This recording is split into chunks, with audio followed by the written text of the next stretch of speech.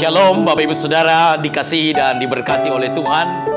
Jumpa kembali dengan saya Pendeta Yusuf Panggo di dalam program kita Renungan Firman Tuhan. Senang sekali pada kesempatan ini saya bersama saudara saya Nugi dapat kembali ada di hadapan saudara berbagi kebenaran firman Tuhan, diiringi oleh instrumen Bapak Ibu Saudara, ya, instrumen piano. Nah, Bapak Ibu Saudara dikasihi dan diberkati oleh Tuhan. Video kali ini merupakan tema yang bagian yang kedua dari tema kita, dampak positif dari penderitaan bagi orang percaya. Dampak positif atau dampak baik dari penderitaan bagi orang percaya. Di dalam video sebelumnya saya sudah menjelaskan, yang pertama dampak positif dari penderitaan, kesulitan atau pergumulan yang dialami orang percaya adalah penderitaan membuat kita mencari firman Allah. Penderitaan membuat kita mencari firman Allah. Nah, saya sudah jelaskan panjang lebar sebelumnya, dan saat ini kita akan bahas poin yang kedua, bahwa penderitaan memurnikan kita. Allah mengizinkan kesulitan, tantangan, pergumulan sesungguhnya untuk memurnikan kita.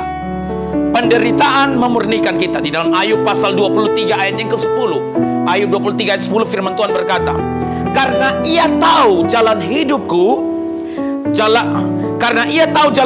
seandainya ia menguji aku, Tuhan menguji aku akan timbul seperti emas. Di dalam terjemahan lain berkata, namun dia, Allah tahu segala jalanku, juga setiap langkahku. Kalau seperti emas aku diuji, akan terbukti bahwa hatiku murni. Bapak Ibu Saudara dikasihi dan diberkati oleh Tuhan, kita tahu Ayub adalah tokoh yang mengalami berbagai macam penderitaan yang datang dalam waktu singkat dan dalam bertubi-tubi penderitaan tersebut. Tetapi di tengah pergumulan penderitaan itu, Ayub mulai berpikir, sebagai orang percaya, sesungguhnya melalui penderitaan itu, melalui ujian tersebut, memang cobaan itu datang daripada iblis. Iblis berharap supaya Ayub hancur. Tetapi cobaan itu dipakai oleh Allah untuk menguji Ayub, dan didapati Ayub tetap setia. Dan Ayub mengerti bahwa di tengah penderitaan pergumulannya, Tuhan sedang memurnikan dia.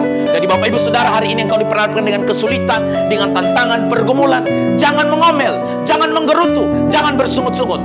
Tapi saat yang baik dan tepat untuk engkau datang kepada Tuhan, berserah dan berharap kepada Tuhan. Bahkan di dalam Mazmur 66 ayat yang ke-10, firman Tuhan berkata, sebab engkau telah menguji kami ya Allah, telah memurnikan kami seperti seorang memurnikan perak. Pemazmur sadar penderitaan, ujian, pergumulan, kesulitan, tantangan dan cobaan, Tuhan izinkan itu untuk memurnikan pemazmur. Kemudian di dalam Yesaya pasal 48 ayat 10, firman Tuhan berkata, sesungguhnya aku telah memurnikan engkau, namun bukan seperti perak, tetapi aku telah menguji engkau. Aku di sini hanya huruf besar, artinya Allah. Tetapi aku telah menguji engkau dalam dapur kesengsaraan. Ketika penderitaan, kesengsaraan, kesulitan datang, percayalah, sebagai orang Kristen, sebagai orang percaya, Tuhan sedang memurnikan engkau. Dan percayalah, di tengah penderitaan itu kita akan lihat mana Kristen asli, mana Kristen palsu. Bapak Ibu Saudara, lewat tantangan, penderitaan, kesulitan, kesengsaraan, Allah memurnikan kita, dan aslinya kita akan kelihatan. Kemudian di dalam Zakaria pasal 13 ayat yang ke-9, firman Tuhan berkata, aku akan menaruh yang sepertiga itu dalam api, dan akan memurnikan mereka seperti orang memurnikan perak. Aku akan menguji mereka seperti orang menguji emas. Mereka akan memanggil namaku, dan aku akan menjawab mereka. Aku akan berkata, mereka adalah umatku, dan mereka akan menjawab, Tuhan adalah Allahku. Puji Tuhan Bapak Ibu Saudara. Di dalam Zakaria 13 ayat 9 berkata, di tengah penderitaan, di tengah kesengsaraan itulah umat Tuhan akan mencari Tuhan, berseru, maka Tuhan akan menjawab mereka, dan Tuhan akan berkata, engkau adalah umatku. Ini bedanya saudara. Orang Kristen asli ketika menghadapi penderitaan, kesulitan, kesengsaraan, yang dia lakukan adalah dia berseru, berdoa kepada Tuhan.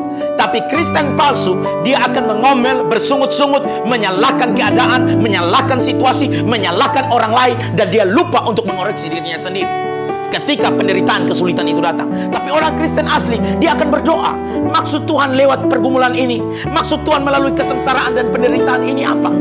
Karena sebagai orang Kristen yang sejati, dia tahu bahwa Allah mengendalikan segala sesuatu, bahkan penderitaan dan kesengsaraan sekalipun. Allah mengendalikan itu semua. Maka di firman Tuhan berkata bahwa bukankah Allah yang mengatur nasib malang dan mujur? Jadi kalau orang Kristen sejati, dia tidak mengucap syukur waktu mujur saja, tapi ketika kemalangan datang di dalam hidupnya, dia tahu Allah mempunyai maksud baik, maksud indah di balik penderitaan tersebut. Dan yang terakhir Bapak Ibu Saudara, di dalam Ibrani pasal 12, Ibrani 12 ayat 9 hingga ayat yang ke-11, firman Tuhan berkata, selanjutnya, dari ayah kita yang sebenarnya kita beroleh ganjaran, dan mereka kita hormati.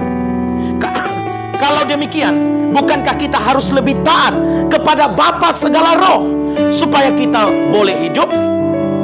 Sebab mereka mendidik kita dalam waktu yang pendek, sesuai dengan apa yang mereka anggap baik. Artinya orang tua kita mendidik kita dalam waktu yang pendek, menurut apa yang mereka anggap baik. Tetapi bersyukurlah, Bapa di surga, Dia menghajar kita untuk kebaikan kita, supaya kita beroleh bagian dalam kekudusannya. Penderitaan, kesulitan, kesengsaraan, Bapa mau memurnikan kita, supaya kita sebagai anak-anaknya memperoleh hidup yang kekal. Bapak Ibu Saudara, di ayat 11 berkata, memang tiap-tiap ganjaran pada waktu ia diberikan tidak mendatangkan sukacita, tetapi duka cita.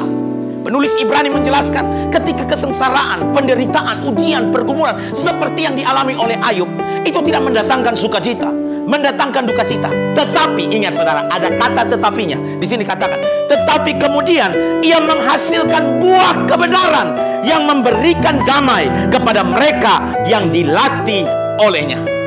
Jadi penderitaan, kesulitan itu sebenarnya Tuhan sedang melatih kita, memurnikan kita. Jadi tetap mengucap syukur, minta hikmat dan kekuatan daripada Tuhan. Bagaimana engkau melewati penderitaan, kesulitan, kesengsaraan. Dan percayalah, ketika kita orang percaya bertahan di tengah pergumulan, penderitaan, bukan karena hebat gagah kita, tapi Bapa kita di sorga memberikan kekuatan kepada kita.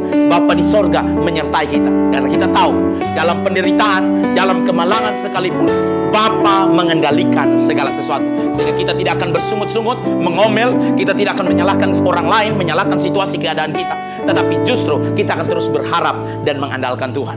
Tuhan Yesus memberkati Bapak Ibu Saudara. Hari ini engkau ada dalam penderitaan, dalam pergumulan, berdoalah, minta kekuatan daripada Tuhan, hikmat Tuhan untuk engkau melewati segala penderitaan yang ada. Tuhan Yesus memberkati kita semua. Sekali lagi tetap bersyukur, jangan bersungut-sungut, jangan mengomel, jangan menggerutu.